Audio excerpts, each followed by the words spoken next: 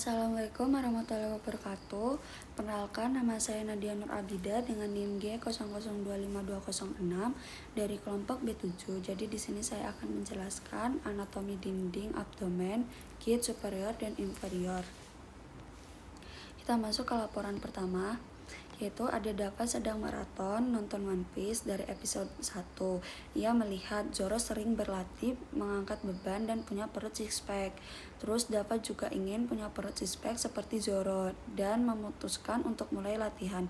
Namun ia tuh bingung harus melatih otot apa, sehingga ia bertanya pada kamu yang kebetulan sedang mempelajari anatomi abdomen.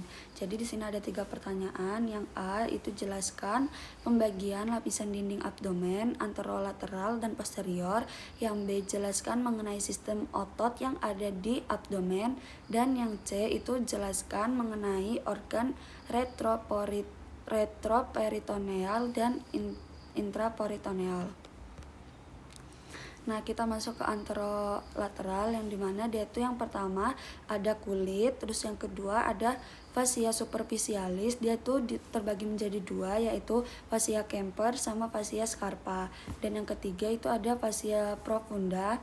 Terus yang keempat ada musculi et aponeurosis. Nah, dia terbagi menjadi 5. Yang pertama ada musculus obliquus externus abdominis, yang kedua ada musculus obliquus internus abdominis, yang ketiga ada musculus transversus abdominis, dan yang keempat ada musculus rectus abdominis, dan yang terakhir ada musculus pyramidalis abdominis. Nah, terus yang kelima ada fascia transversalis, dan yang keenam ada fascia extraperitonealis. Kita lanjut di gambar ini, itu yang terlihat itu ada musculus obliquus externus abdominis, terus ada musculus obliquus internus abdominis, terus habis itu ada musculus transversus abdominis. Terus dia tuh juga ada musculus rectus abdominis dan musculus pyramidalis abdominis.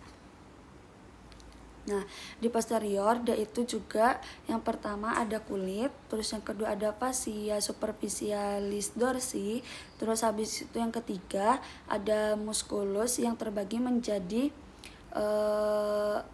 lapisan pertama, yaitu ada musculus latissimus dorsi, terus habis itu ada lapisan kedua itu ada yang musculus obliquus externus abdominis, terus musculus erector spinae, musculus longissimus dorsi, terus habis itu yang terakhir ada musculus serratus posterior inferior. Terus yang ke lapisan ketiga itu ada musculus multifidus,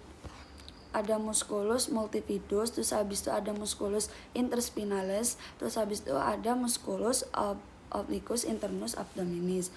Nah, untuk lapisan yang keempat ada musculus quadratus lumborum, ada musculus iliopsoas, terus habis itu ada musculus transversus abdominis. Nah, yang keempat, yang terakhir itu ada fascia extraperitonealis.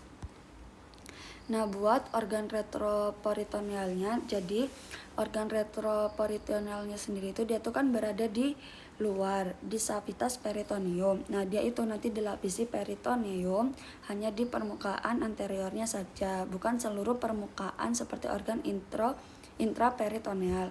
Nah, jadi di viscera retroperitoneal dia itu yang S itu suprarenal gland, terus yang A itu ada aorta, yang D duodenum, P pankreas, U ureter, C colon ascendens et descendens, habis itu K itu kidney, E esophagus, dan yang terakhir R itu rectum.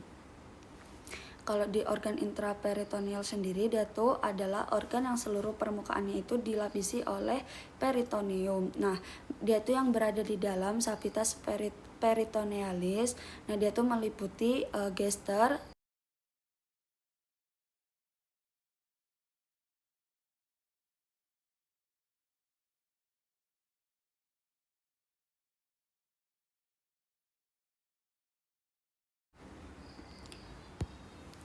Lanjut ke laporan yang kedua, di sini ada soal, yaitu ada Rama menggemar menonton Tan Boykun di YouTube. Nah, setelah melihat dia makan mie pedas dan ayam goreng, Rama itu langsung memasak 2 bungkus mie pedas dan membeli 2 porsi ayam goreng. Keesokan harinya si Rama itu curhat ke kamu karena dia itu merasakan sakit perut hingga kerongkongannya itu terasa panas.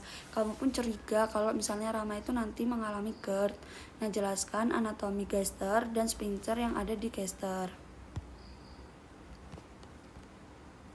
Nah, jadi di anatomi gester dia itu terdapat 4 bagian. Yang pertama ada fundus gastricum, yang kedua ada pars cardiaca, yang ketiga ada corpus gastricum, rugae atau plica gastrica, terus yang terakhir yaitu ada pars pylorica. Nah, terus di gastroesophageal sphincter itu dia tuh ada musculus sphincter pylori, terus curvatura gastrica major di omentum majus, curvatura gastrica minor di omentum minus, terus habis itu ada orificum cardiacum setinggi VTH 11, terus orificum pyloris tinggi FLI. Nah, di sini kita membahas omentum. Ini ada 2, terbagi menjadi 2, yaitu omentum minus sama majus. Nah, di minus sendiri dia tuh ada ligamentum hepatoduodenal.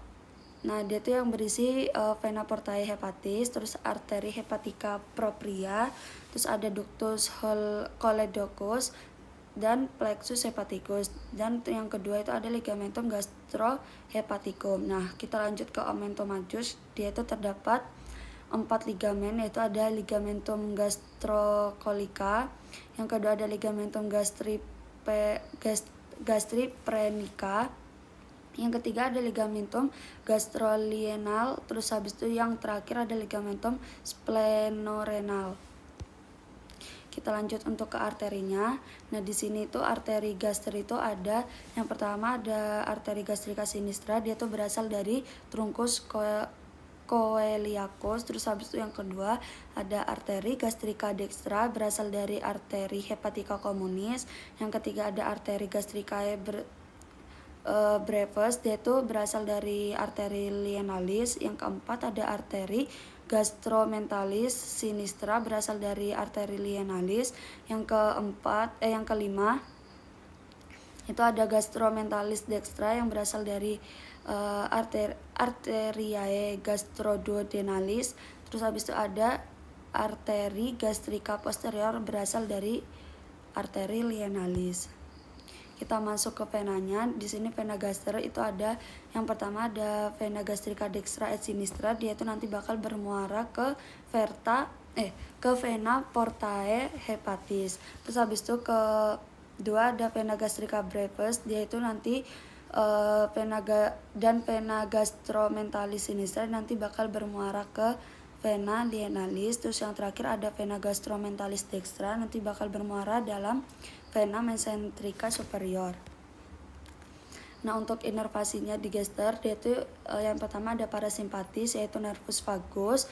Habis itu ada simpatis, dia itu truncus, sympathicus, dan nervus plangnicus majus, plexus coeliacus. Terus habis itu ada musculus sphincter pyloricus yang mendapat impuls inhibisi, relaksasi, dan nervus vagus. Nah, untuk laporan yang ketiga di sini ada soal, yaitu Raka, seorang siswa kelas 11 merasa perutnya itu sakit sejak pagi. Awalnya rasa nyeri itu muncul di sekitar pusar dan hanya terasa seperti kram ringan. Namun beberapa jam kemudian nyeri tersebut itu berpindah ke bagian kanan bawah perut dan semakin tajam. Nah, Raka juga merasa mual hingga nafsu makan hilang nafsu makan, dan ketika teman sekelasnya menekan sedikit area tersebut rasa sakitnya tuh bertambah hebat. Nah, tolong jelaskan letak appendix, letak yang paling umum, cara pengukuran beserta nama garis dan titik pengukurannya. Nah, kita masuk ke appendix vermiformis. Nah, di sini itu letaknya itu kalau menurut garis Monro picture, dia tuh diukur dari sias dextra ke umbilicus. Nah, nanti pangkal appendix terletak 1/3 lateral garis Monro picture yang disebut sebagai titik MC Burney. Nah, terus habis itu ada menurut garis lines. Nah, nanti dia tuh diukur dari sias dextra sampai sias sinistra. Nanti ujung appendixnya itu adalah pada titik 1/6 lateral dextra. Terus kita lanjut ke appendix vermiformis. Nah, di sini itu